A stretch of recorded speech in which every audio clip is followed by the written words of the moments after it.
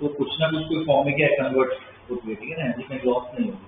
तो यहाँ पे भी हम एनर्जी कंजर्वेशन लगाते हैं, उसको एक लॉ है, वो लॉ है, उसे कहते हैं फर्स्ट लॉ ऑफ थर्मोडायनेमिक्स। वो आज हमें स्टडी करना है, ठीक है। उसके लिए इससे प्रॉब्लम करेंगे, लिख लो topic, first law of thermodynamics.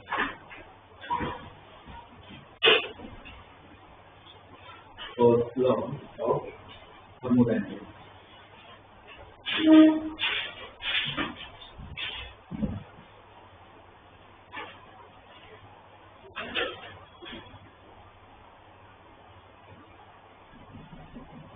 Okay, suppose जैसे वेसल में गैस है, ये मूवेबल पिस्टन, फ्रिक्शनलेस।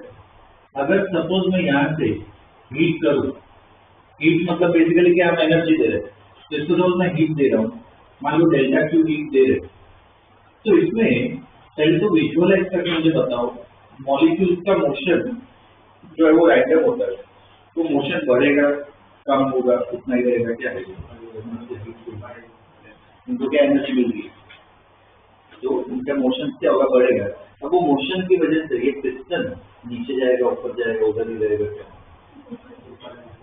ऊपर जाना चाहिए, क्यों, प्रेशर बढ़ जाता है, उससे भी क्या ऊपर जाता है। तो क्या होता है कि हम जो हीट दे रहे हैं वो दो फॉर्म में कन्वर्ट होती है। एक फॉर्म क्या है, गैस की खुद की एनर्जी बढ़ती है या चेंज होती है, उसको हम कहते हैं, हमने नाम दिया, उसको हम कहते हैं internal energy.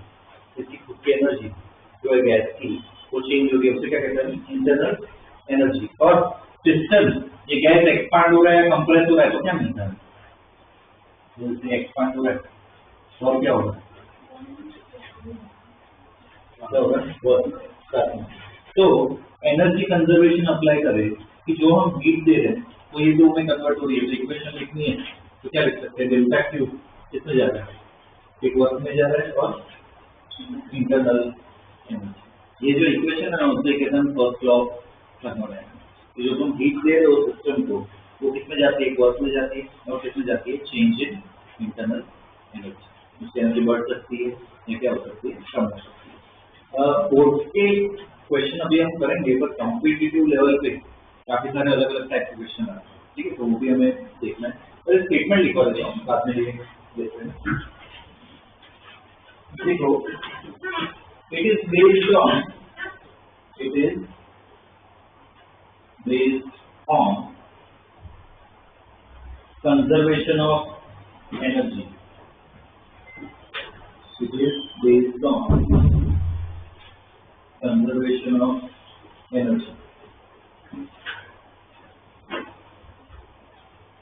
Based on conservation of energy. Next line में लिखो, the heat delta Q, the heat delta Q supplied to the system, the heat delta Q supplied to the system goes into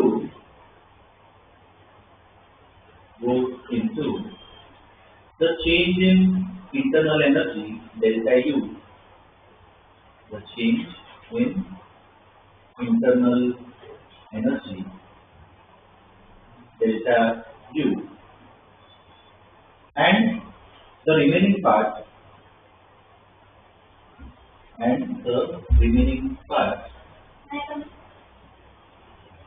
goes into the work done, and the remaining part goes into the work done, W.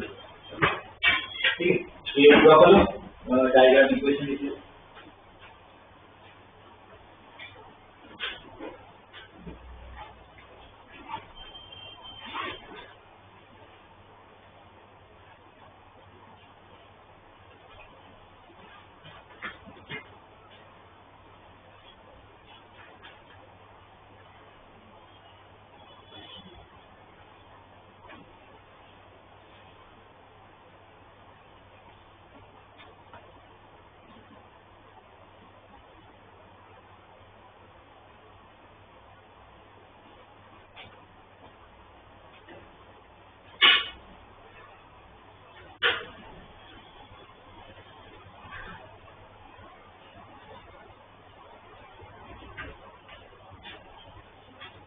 इस equation का ना box बना दो, delta Q equal to W plus delta U. इसके base पे यार हमें problem करना है, ठीक है। लास्ट क्लास में वर्क पढ़ लिया था, वर्क कैसे निकालते हैं यार, पी डेल्टा बी का वो कब यूज करते हैं जब प्रेशर कांस्टेंट हो। हर एक चीज पता होना चाहिए, वो कब यूज करते हैं जब प्रेशर कांस्टेंट हो।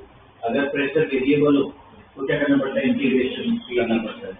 और एक और पार्ट देखा था ग्राफ, अगर ग्राफ दिया हो तो क्या निकालना होता है, तो हमें क्या मिलेगा, बहुत मुश्किल, क्या जब काम आएगा अपन प्रॉब्लम करेंगे, ठीक है। तो वर्क के बारे में तो हमने पढ़ लिया है। हीट की अगर बात करें, साइन कन्वेंशन केमिस्ट्री में थर्मोडायनामिक्स पढ़िए, उसमें अगर मैं सिस्टम को हीट दूं तो साइन कन्वेंशन क्या होता है, पॉजिटिव या नेगेटिव। अगर सिस्टम को हीट दे, जैसे इधर मैं हीट कर रहा हूँ तो गैस को हीट मिल रही है, तो उसको पॉजिटिव भी नहीं या नेगेटिव भी। अगर पॉजिटिव, अगर हीट निकालते हो it is release from the system तो क्या लेना है, नेगेटिव, ठीक है। साइन कन्वेंशन पता होना चाहिए, बहुत इंपॉर्टेंट है, लिख लो उसके नीचे। If heat is supplied, heat is supplied, bracket में लिखो एब्सॉर्ब, सप्लाइड बोलेगा एब्सॉर्ब बोलेगी की बात है, heat is supplied, ब्रैकेट में एब्सॉर्ब to the system,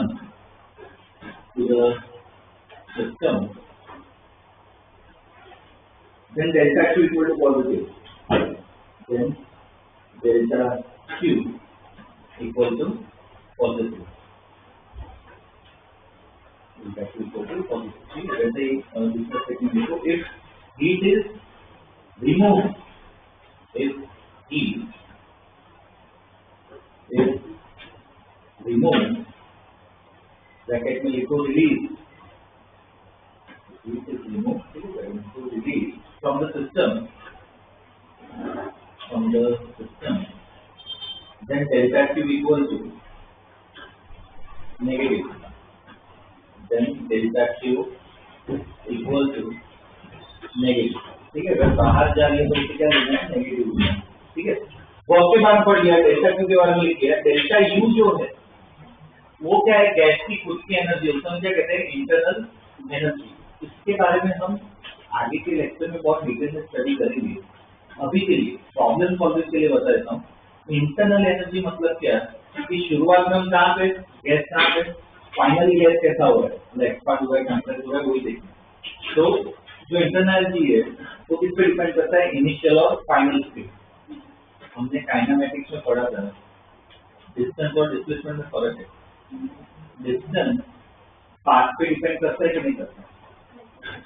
मैं यहाँ से इधर जा रहा हूँ, इधर जा रहा हूँ, डिस्टेंस मैं डायरेक्ट ब्रिज से जा सकता हूँ, इधर हल्दीरा से ब्रिज से जा सकता हूँ, डिस्टेंस सेम होगा कि अलग होगा, अलग होगा। मतलब डिस्टेंस पे डिपेंड करता है पाथ पे, पाथ डिपेंडेंट डिस्प्लेसमेंट। और मैं इधर से इधर जा रहा हूँ, दूसरा पर्सन भी उधर ही जा रहा है पर दूसरे रास्ते से जा रहा है, डिस्प्लेसमेंट सेम होगा या अलग सेम होगा। डिस्प्लेसमेंट मतलब क्या, पाथ पे डिपेंड नहीं करता, वो मेन चीज पे डिपेंड करता है, इनिशियल पोजीशन और फाइनल पोजीशन। सेम एनर्जी में भी होता है कि वर्क और हीट वो क्या पाथ पे डिपेंड करते हैं कि हम कैसे सिस्टम को लेके जा रहे हैं। इंटरनल एनर्जी जो है वो डिस्प्लेसमेंट जैसा है, किस पे डिपेंड करता है, इनिशियल से और फाइनल, ठीक है। एक सर्कल में अगर मैं घूमूं, एक कंप्लीट सर्कल में डिस्प्लेसमेंट क्या होगा, ठीक है, जहाँ पे जो वापस उधर ही आ गए। वैसे ही सपोज मैं ग्राफ ड्रॉ करूं, साइक्लिक प्रोसेस है, तो जैसे घूम के यहाँ पे आ गए,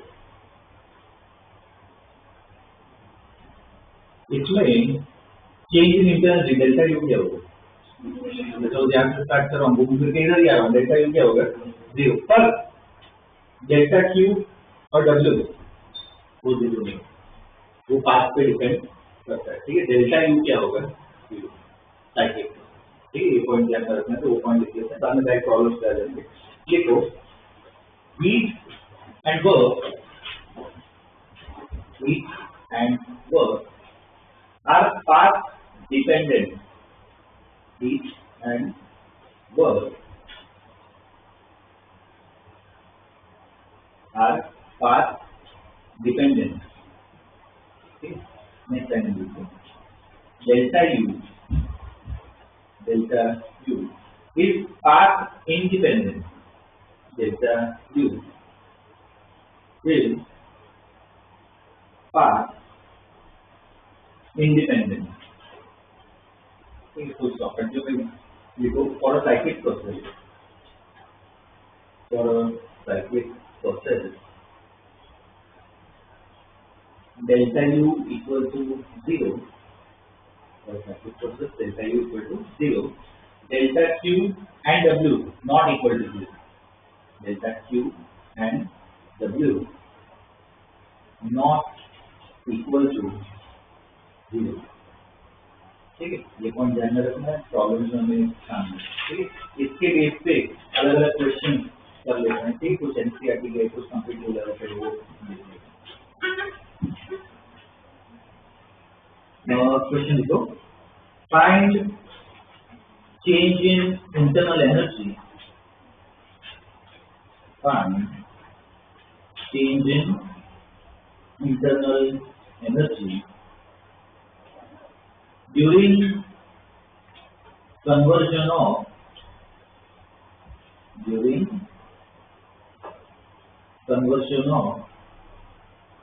1 gram of water. Find change in internal energy during conversion of 1 gram of water into water vapor.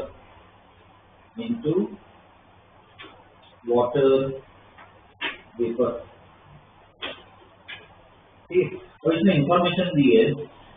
एक एल भी दे रखा है, याद है क्या होता है? Latent rate of vaporization, L भी दे रखा है, वो वैल्यू लिखो एल भी।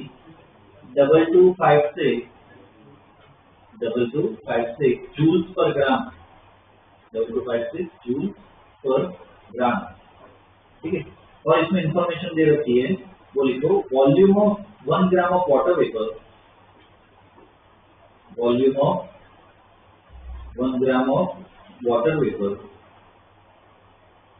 is 1671 centimeter cube, 1671 centimeter cube।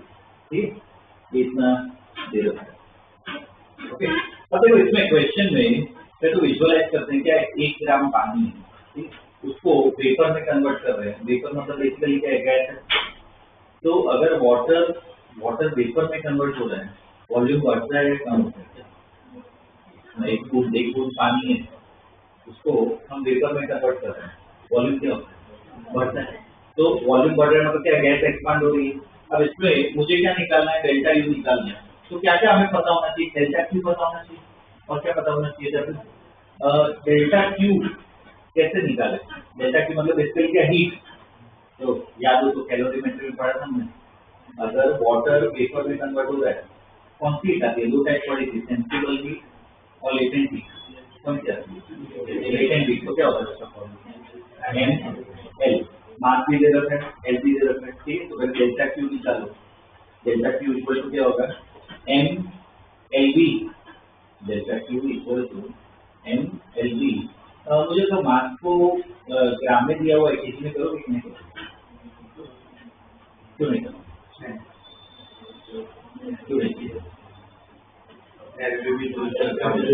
LB का जो यूनिट है क्या है? जूल पर ग्राम। तो ग्राम में ही रखो, तो मास अपना कितना है? 1 ग्राम।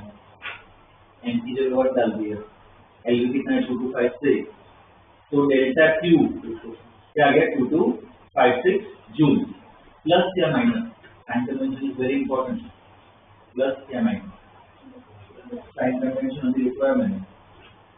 ये अपना सिस्टम है, सिस्टम मतलब बेसिकली जो ऑब्जेक्ट दिया है वो वाटर है। मुझे हीट देनी पड़ेगी या हीट देनी पड़ेगी? अगर मुझे वेपर में हीट कन्वर्ट करना हो, देनी पड़ेगी ना। It is supplied to the system, तो क्या आना चाहिए? प्लस।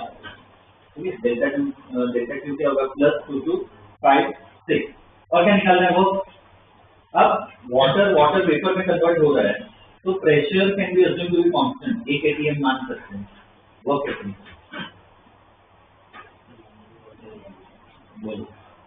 डेल्टा वी यूज कर सकते हैं। प्रेशर कितना होगा? 180। डेल्टा वी का मतलब क्या है? Change in volume. ठीक है, लिखो work done W equal to work done W equal to P delta V तो P की जगह तो क्या 180 डाल देंगे, मतलब कितना होगा W equals to P delta V, तो P क्या होगा VS माइनस V आएगा। प्रेशर 180 है, SI में करें 1.013 into 10⁵ VS मतलब क्या फाइनल वॉल्यूम, वेपर में कन्वर्ट हो गया तब कितना वॉल्यूम 1671 माइनस इनिशियल वॉल्यूम क्या होगा, इनिशियल वॉल्यूम मतलब कितना, वो पानी का बूंद है तब कितना होगा उसका वॉल्यूम, कुछ तो होगा ना, एकदम कम होगा, कितना होगा 1 ग्राम दिया है, मैंने बताया था क्लास में 1 ग्राम है तो क्या होता है 1 सेंटीमीटर क्यूब, 2 ग्राम हो 2 सेंटीमीटर क्यूब, ये वाटर की डेंसिटी होती है। तो यहाँ पे -1 इंटू SI में करना पड़ेगा, सेंटीमीटर क्यूब है, मीटर क्यूब में करना पड़ेगा, क्या होगा इंटू 10⁻⁻⁶ तो यहाँ पे आ जाएगा वो, और ये करेंगे इक्वेशन में डालो तो डेल्टा यू आ गया, चेंज इन इंटरवेंशन निकल।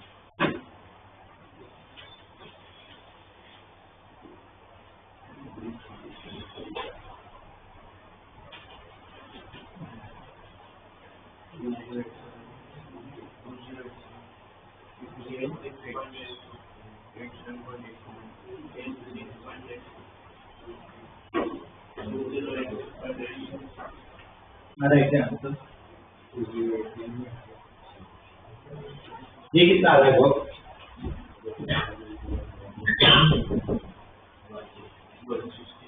169.17 जूल, ये वर्क आ गया। डेल्टा क्यू हमें पता है, डेल्टा क्यू कितना आएगा 2256। अच्छा इसमें भी हर एक में प्लस माइनस का ध्यान रखना, ये अपना हीट तो प्लस आया था, वर्क प्लस आएगा कि माइनस आएगा, वर्क में का प्लस माइनस होता है, अगर कोई एक्सपांड हो रहा है सिस्टम तो वर्क क्या होता है पॉजिटिव, कंप्रेस हो रहा है तो नेगेटिव, अपने केस में क्या होगा वाटर से वाटर वेपर में जा रहा है तो क्या एक्सपांड होगा, फिर वर्क भी क्या होगा positive, delta Q is also what positive, so first law apply करें, delta Q equal to W plus delta U, दोनों वैल्यू डाल दो, कितना आ रहा है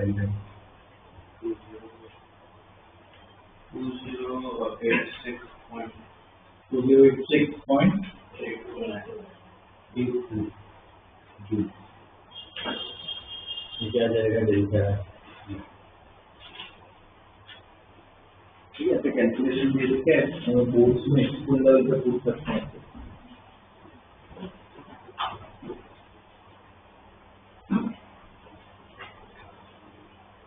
ठीक है,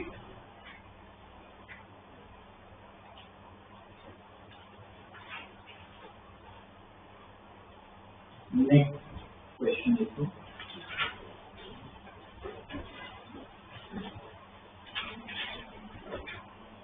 a 1 kg copper bar, a 1 kg copper bar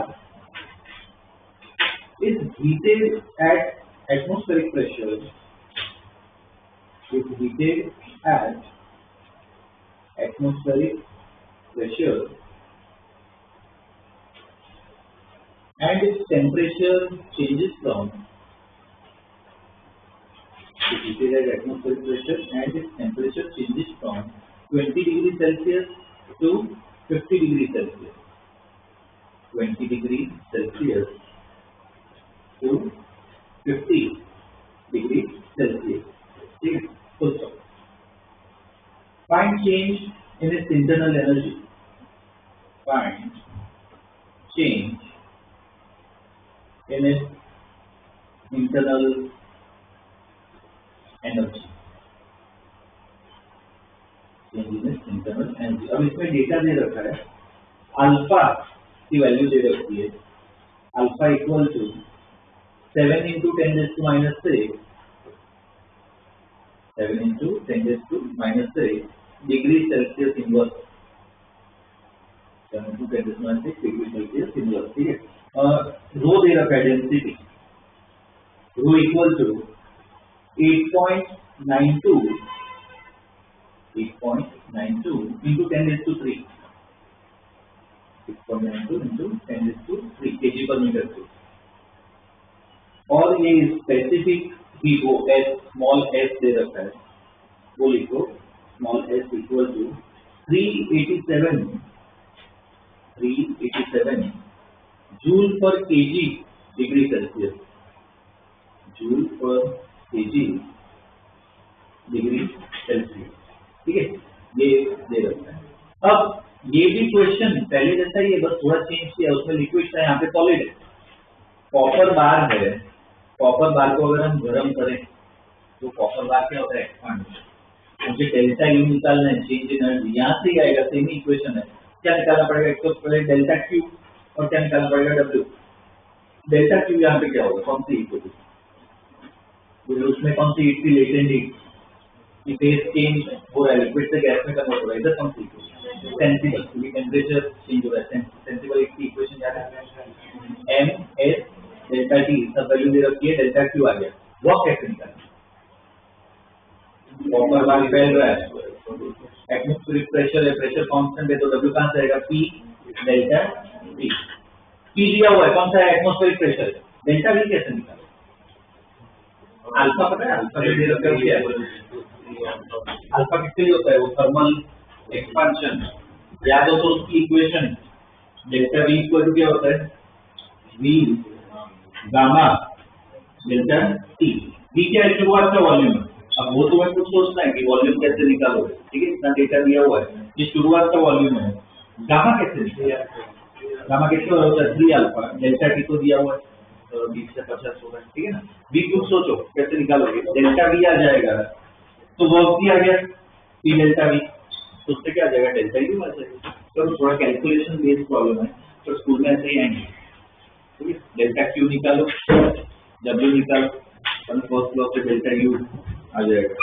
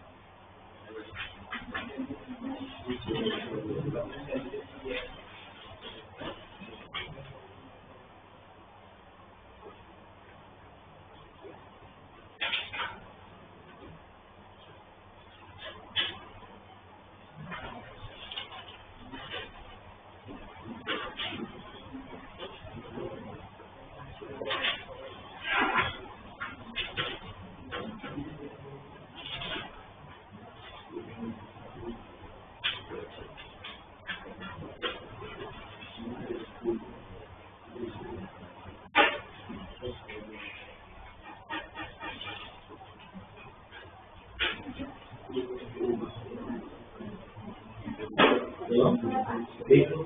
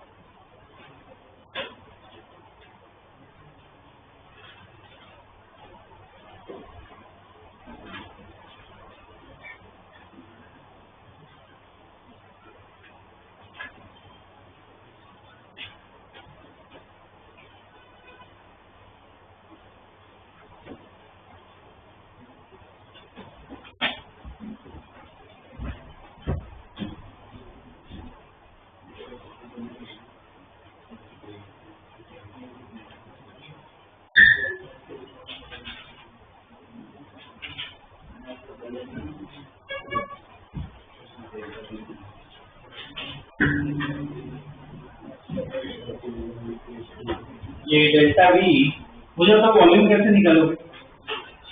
तो इसमें वॉल्यूम दे दिया, मास और डेंसिटी दे रखा है, तो कहाँ से आएगा? Mass upon density into P alpha delta T. क्या है निकल? इतना वैसे वैल्यू दे रखी है, कैलकुलेटर यूज करो। 7.05 माइनस 3 क्या होगा? Metre cube. ये डेल्टा भी आ गया। अब हमें वर्क चाहिए, प्रेशर कितना है? 180 m, 1.013 into 10⁵ डेल्टा भी येगा 7.05 into 10⁻⁸, तो कितना आ जाएगा वर्क? 7.14 into 10⁻³ joule. ये क्या आ गया अपना वर्क आ गया। ठीक है, अब क्या चाहिए? हीट चाहिए। तो हीट के केस में हमने पढ़ा कि इधर टेम्परेचर बढ़े मतलब कौन सी sensible heat ms delta T, इधर भी तो वैल्यू दे रखी है। कितना आ रहा है इधर? Delta T 11610 joule. कितना आ रहा है? अब क्या पूछा है इसमें? Delta U. तो फर्स्ट लॉ अगर अप्लाई करें, delta Q equal to W plus delta U, तो delta U equal to delta Q minus W. अब मुझे बताओ, कैलकुलेट करो क्या है? डेल्टा क्यू माइनस डब्ल्यू है, डेल्टा क्यू भी मुझे पता है, डब्ल्यू भी पता है। करो, सॉल्व करो। ये वैल्यू देखो 11610 और ये वैल्यू देखो 10⁻⁻3, मतलब क्या है उसके कंपैरिजन में? नेग्लिजिबल है, इसको एकदम जीरो कर सकते हो, ये ऑलमोस्ट क्या नेग्लिजिबल है। तो क्या है आंसर? 11610। बोले समझना है कि 10⁻³ है, बहुत छोटा नंबर है, तो माइनस करके क्या होगा? उसको नेग्लेक्ट कर सकते हो। ठीक है, इतना बड़ा नंबर है, एकदम छोटा नंबर है, नेग्लेक्ट कर सकते हो। तो डेल्टा यू क्या है? इसके बराबर ही।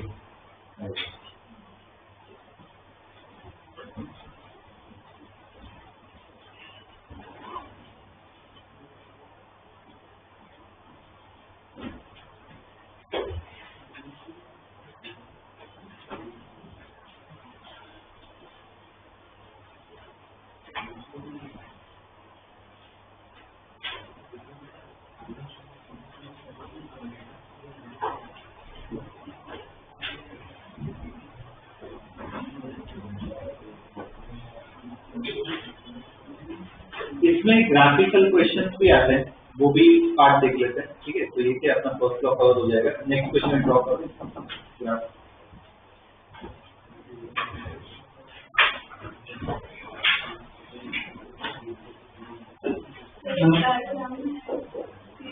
नहीं बराबर है।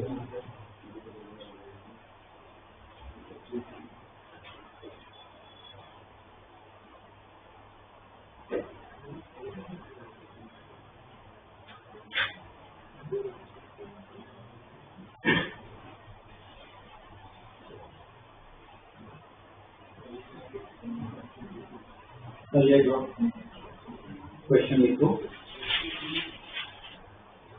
When system is taken through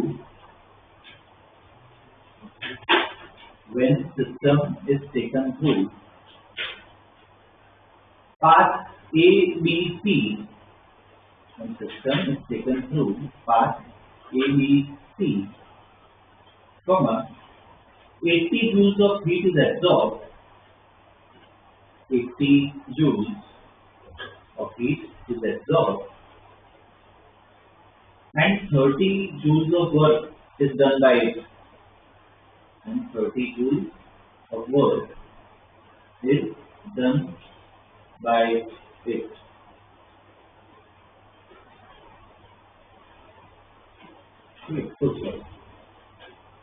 If system does 10 joules of work, the system does 10 joules of work during the path ABC. The system does 10 joules of work during path ABC.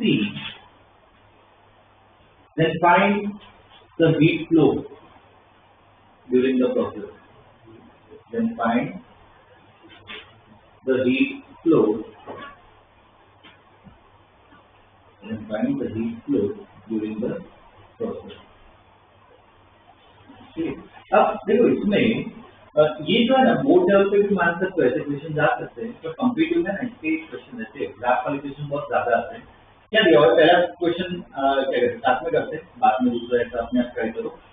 एक gas है, system मतलब basically gas. तो gas शुरुआत में कहाँ पे ए पे है। अब ए से मुझे कहाँ पे जाना है, सी पे जाना है। तो मेरे पास दो पाथ है, दिख रहे हैं ग्राफ में दो पाथ है। कैसे जा सकते हैं, ए बी सी और दूसरा पाथ क्या है ए बी सी। दो तरीके से हम उधर पहुंच सकते हैं, वो बनाया हुआ है, ठीक है। अब ये डेटा दे रखा है, पहला जो पाथ है कौन सा पाथ दिया हुआ है ए बी सी, तो उसमें डेटा दे रखा है। तो ए बी सी सी पे मैं पहुंच रहा हूँ, तो उस प्रोसेस के लिए पहले डेटा लिखते हैं, ठीक है। पहला प्रॉब्लम साथ में करते हैं, उस हिसाब से दूसरा करना है। देखो फॉर पाथ एबीसी और पाथ एबीसी फर्स्ट लॉ लिखना है। तो पाथ एबीसी फर्स्ट लॉ लिखो, delta Q equal to W plus delta U. Delta Q equal to W plus delta U. Delta Q क्या होगा, मैं पहले किसके लिए एबीसी के लिए लिख रहा हूँ। Delta Q equal to W plus delta U. Delta Q बोलो कितना दिया हुआ है, प्लस 80 या माइनस क्यू प्लस एब्जॉर्ब जो सिस्टम ले रही है, ठीक है। तो क्या होगा प्लस 80 जूल, ये वर्क कितना प्लस 30 माइनस 30 क्या दिया हुआ है इसमें 30 joules of work is done by it. मतलब गैस वर्क कर रहा है, if work is done by the gas तो क्या होता है positive, if work is done on the gas तो नेगेटिव आएगा। तो इसमें वर्क इज डन बाय दिया हुआ है तो क्या आएगा प्लस 30 आएगा प्लस डेल्टा यू। तो देखो इधर से डेल्टा यू मिल गया, कितना आ गया 50 joule.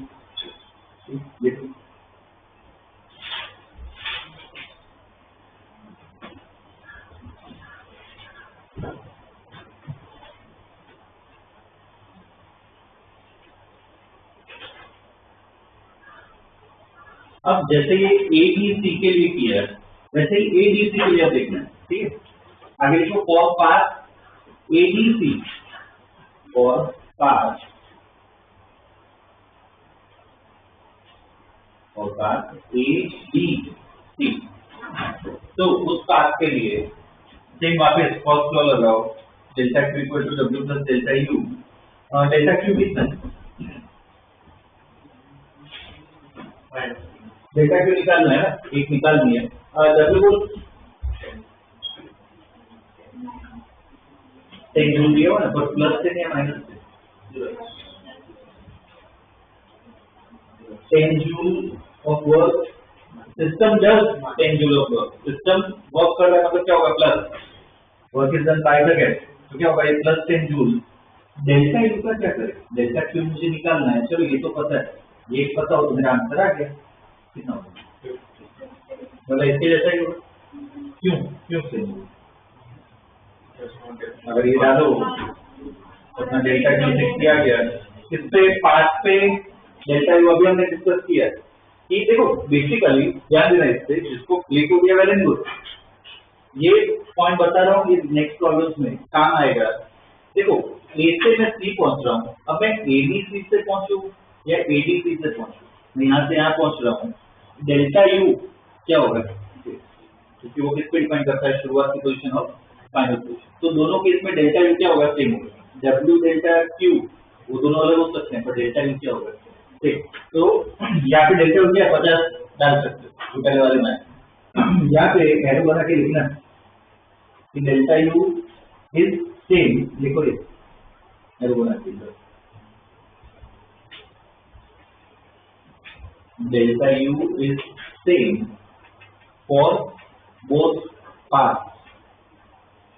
Delta U is same for both paths.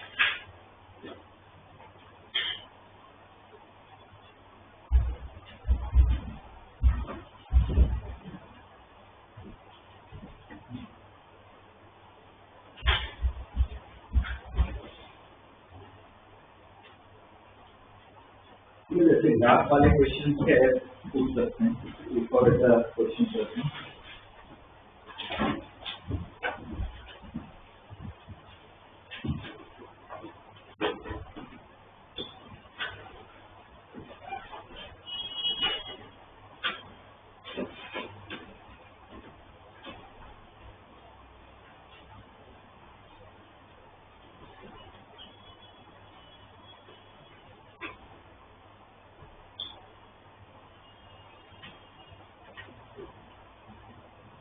Okay, draw करो।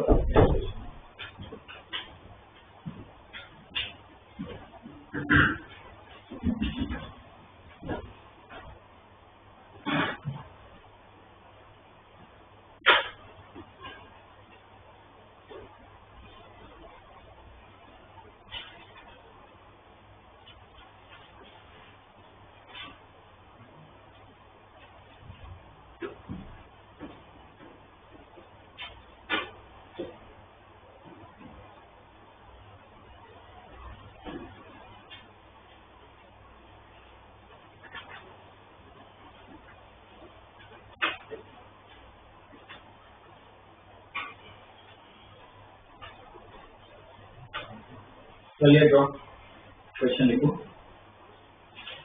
When gas expands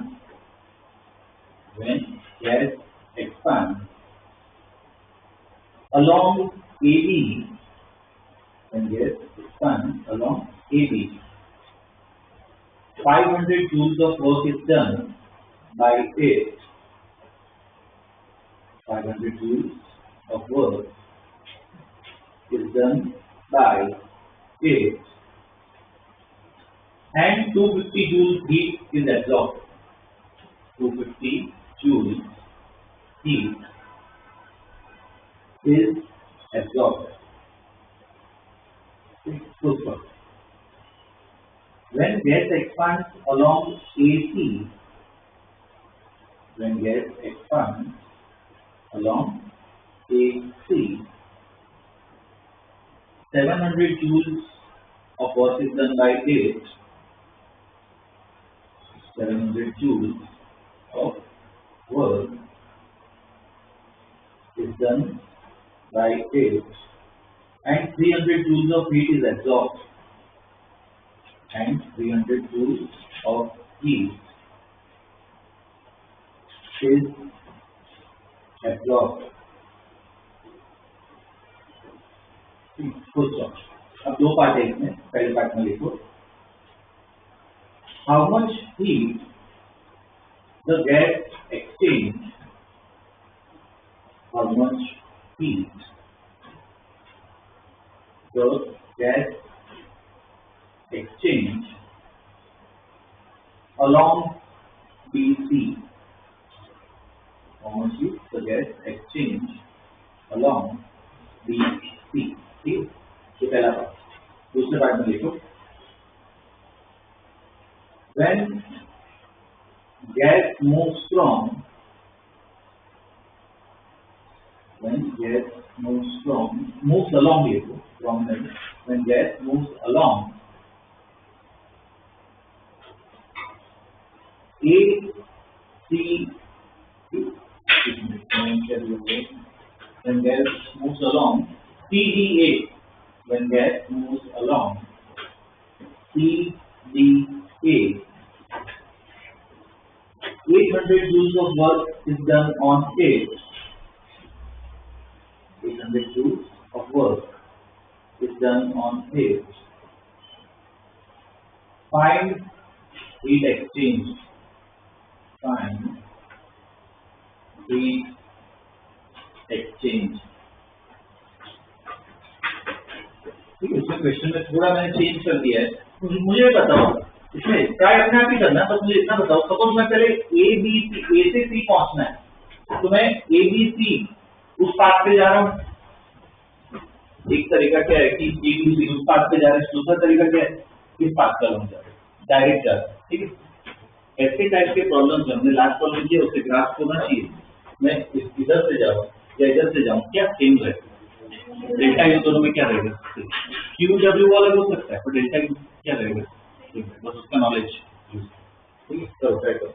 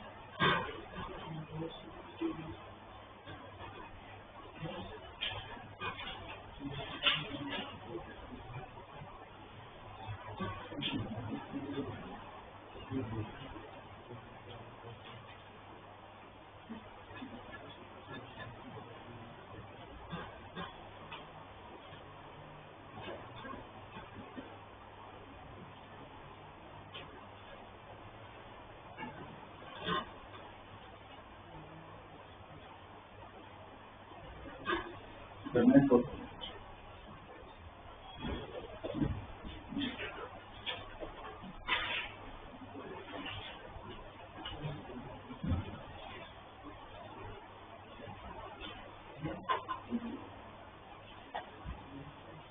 इसमें पहले एसी के लिए अगर मैं देखूं, फॉर एसी मैं फर्स्ट लॉ लिख रहा हूँ, delta Q equal to W plus delta you.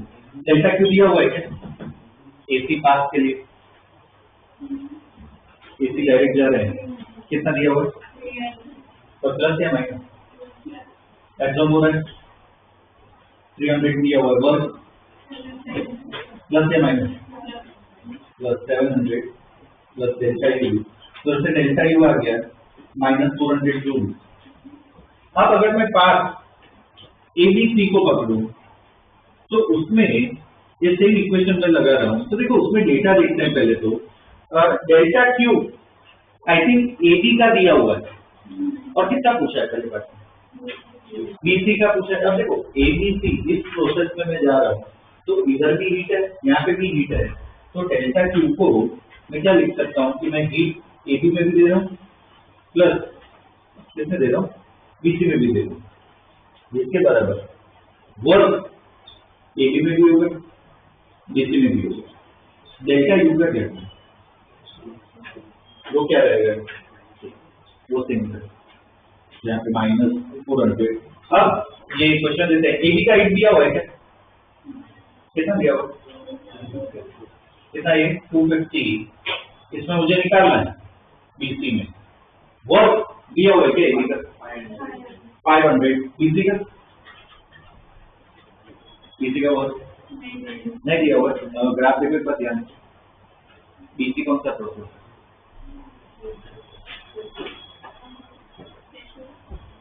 Vertical line है, वर्टिकल लाइन है, यहाँ पे वॉल्यूम कांस्टेंट, मतलब कौन सा प्रोसेस होता है?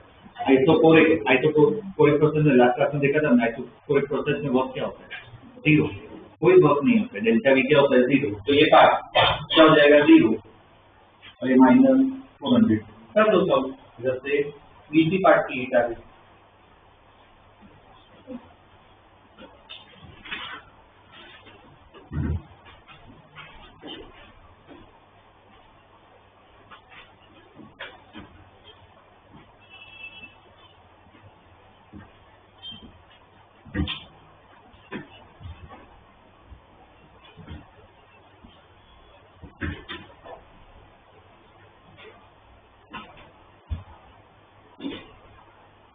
कितना आएगा?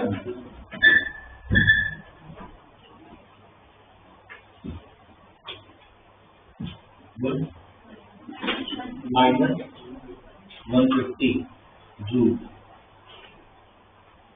-150 जूल कितनी हीट आ गई? ठीक है, बीसी प्रोसेस में।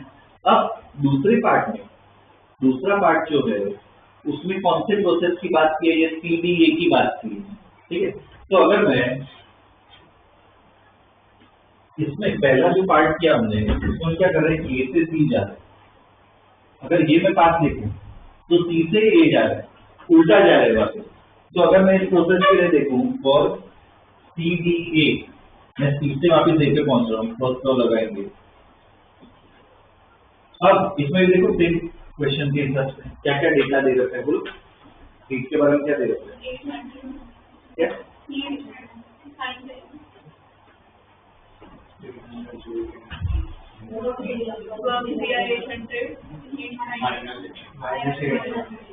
ओके, हीट निकालनी है, हीट निकालनी है। वर्क दे रखा है, work 800 joule of work is done on it, तो क्या आएगा? -800। अब इसमें डेल्टा यू क्या है? डेल्टा यू क्या है? ठीक होना चाहिए ना अपना। ए से सी कितना आएगा? -400। सी से ए जाए क्या हो जाएगा? +400, उल्टा हो जाएगा, डिस्प्लेसमेंट उल्टा हो गया, ठीक है ना। माइनस का क्या हो जाएगा? +400 हो जाएगा। तो डेल्टा क्यू कितना आएगा? -400। This will be the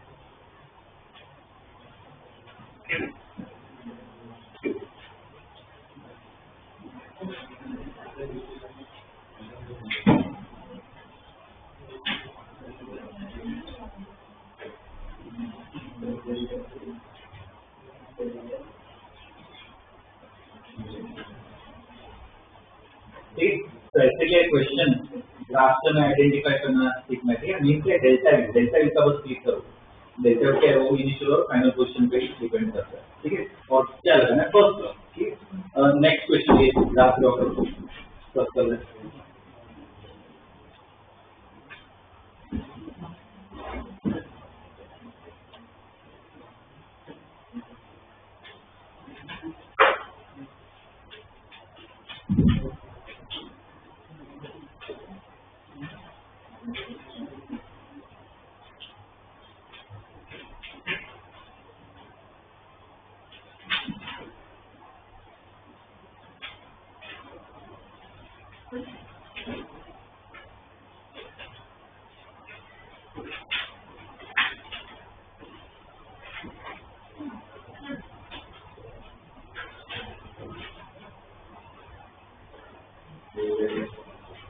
question लिखो, calculate heat exchange, calculate heat exchange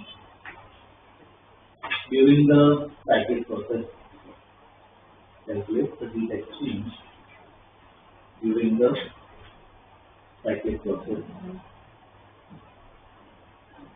करो टाइम।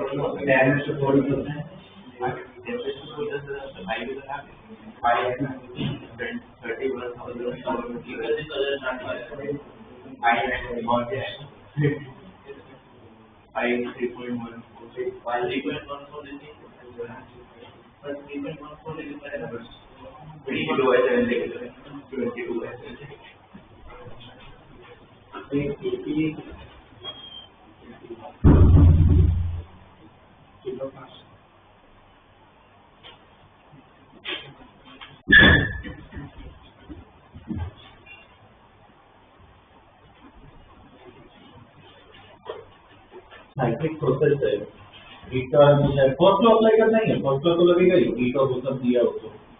अब हीट मुझे निकालना है, तो एक तो वर्क चाहिए और डेल्टा यू चाहिए। डेल्टा यू क्या होगा, साइक्लिक प्रोसेस है, डेल्टा यू क्या हो जाता है 0।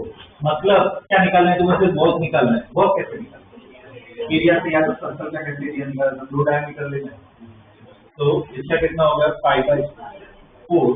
पहला डायमीटर ये ले लेते हैं, कितना होगा ये 200 पर सीसी है, तो 200 सेंटीमीटर क्यूब 10⁻⁶ इंटू ये दूसरा डायमीटर, ये भी कितना है 200 पर कितने किलो पास्कल, तो 200 इंटू 10⁻, कितना आएगा। पाई को ऐसे ही रखो, क्या रहेगा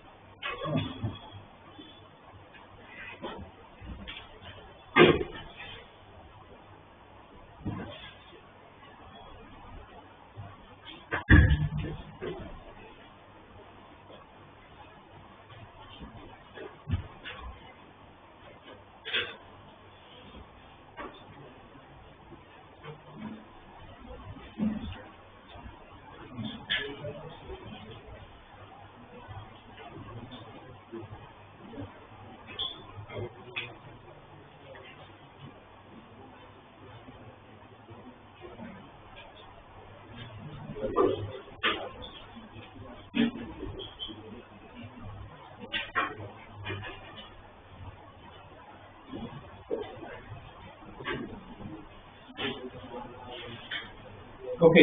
नेक्स्ट क्वेश्चन ड्रॉ कर लीजिए।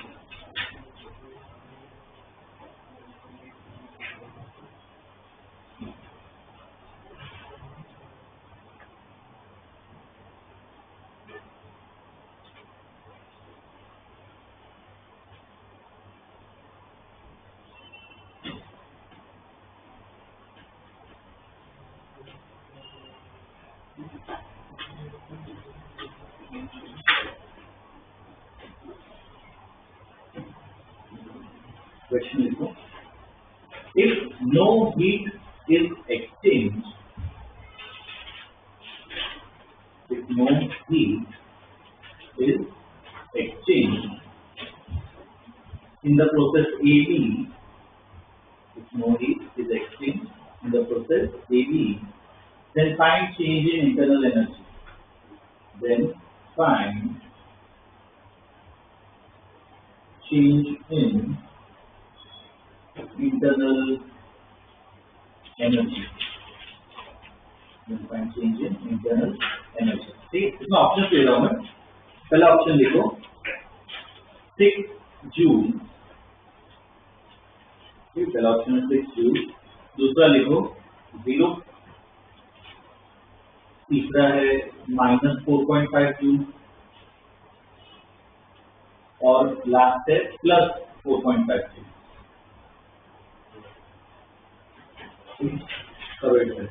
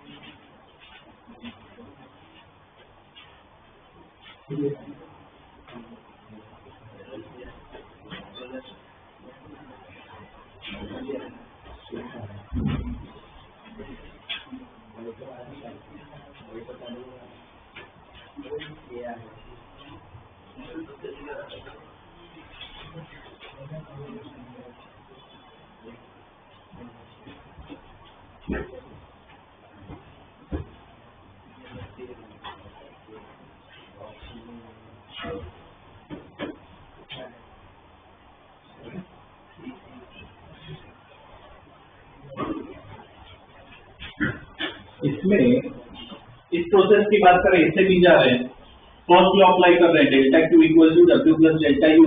अब क्वेश्चन है कि कोई हीट एक्सचेंज नहीं होगी, मतलब क्या होगा, वर्क वर्क कैसे निकालेंगे, एरिया है ना, ग्राफ दिया हो, क्या निकालो, एरिया। और कौन सा एरिया निकालो, ये ट्राइंगल जो बनता है उसका एरिया निकालो, ये पूरा एरिया निकालो, ये वाला एरिया निकालो, कौन सा निकालो, ये पता होना चाहिए। अगर साइकिल हो, इधर कोई साइकिल तो है नहीं, इधर से इधर ही जा रहे हैं, अगर साइकिल हो जैसे हमने लास्ट देखा सर्कल वाला, तो सिर्फ वो साइकिल का एरिया निकाल। तो ऐसे ओपन कर्व दिया हो तो पूरा एरिया निकाल, पूरा एरिया निकाल। तो इसका एरिया कितना हो जाएगा, एक ट्राइंगल प्लस रेक्टेंगल, ट्राइंगल का एरिया कितना होगा, हाफ इंटू बेस कितना होगा, बेस कितना होगा 150, परिस्थिति में -6 इंटू ये हाइट कितनी होगी 40 और किलो पास्कल तो 10⁻3, ये ट्राइंगल का एरिया है। प्लस ये रेक्टेंगल का भी करना है, पूरा एरिया चाहिए हमें, तो इस रेक्टेंगल की विड्थ कितनी होगी 10 किलो पास्कल है, तो 10⁻3 और उसकी लेंथ कितनी होगी 150 इंटू 10⁻⁻6, ठीक है, ये आया। प्लस डेल्टा यू, इसमें एक और चीज ध्यान रखनी है, वो बता रहा हूँ, ठीक है, और क्लिक होना चाहिए। मुझे बताओ वर्क पॉजिटिव है या नेगेटिव, हमेशा हर एक पार्ट में साइन बहुत जरूरी है, क्वेश्चन में दिया नहीं हुआ, साइन हमें को डिसाइड करनी होती है।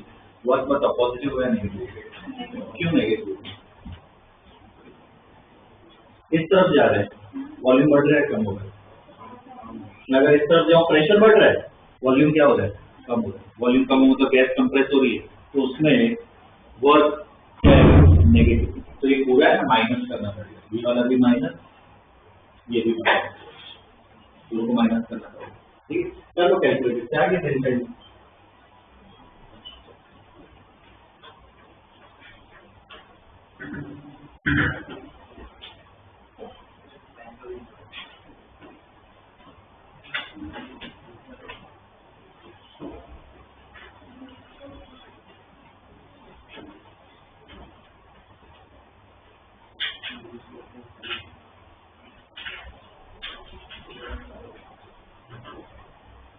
क्या था प्लस या माइनस? प्लस आएगा कि पूरा माइनस में उधर जाएगा, प्लस में आएगा, प्लस 4.5 जूल।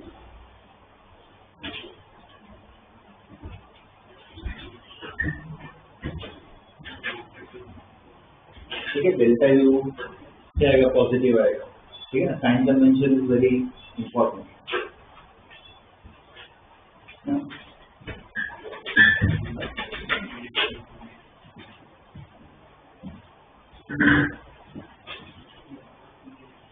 ओके, ये फर्स्ट लॉ में इतनी प्रैक्टिस तो कर ली है, पर इसके ना और थोड़े अलग टाइप के प्रॉब्लम्स और इसको एक्सटेंड करेंगे, स्टडी करेंगे नेक्स्ट क्लास में। ठीक है, सिर्फ थियरी लिखने वाला पार्ट होगा। इस वीक में मान लो ये अपना थर्मोडायनामिक्स खत्म हो जाएगा पूरा प्रॉपर। ठीक है, और कल की क्लास में मैं मैसेज डालूंगा, अपना रेगुलर क्लास तो होगा ही, पर अगर मैं 2 बजे क्लास करूँ तो ऑसिलेशन शुरू होगी। ठीक है, रेगुलर जो 5 साढ़े 5 बजे होती है वो तो थर्मो की ही होगी। अगर 2 बजे मैसेज डालूंगा तो 2 बजे क्या ऑसिलेशन कंटिन्यू करेंगे। ठीक है, अभी क्लास है क्या?